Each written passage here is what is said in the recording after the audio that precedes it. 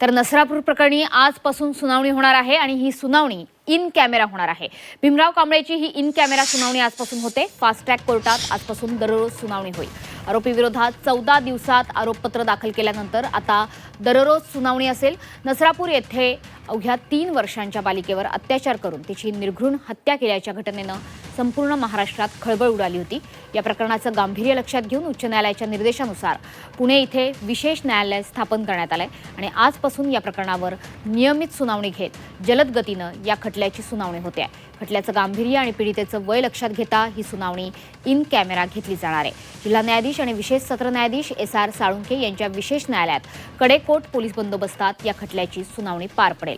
ग्रामीण पोलीस अधीक्षक संदीप गिल यांच्या मार्गदर्शनाखाली तपास पथकानं रात्रंदिवस मेहनत घेऊन घटनेच्या अवघ्या 14 दिवसांमध्ये 1100 पानांचं भक्कम दोषारोपपत्र न्यायालयात सादर केलंय। CCTV फुटेज, FSL रिपोर्ट्स, वैद्यकीय अहवाल आणि पीडितेसोबत आरोपीला शेवटचं बघण्यात आल्याबाबतचा पुरावा यावर हे दोषारोपपत्र आधारलेलं आहे।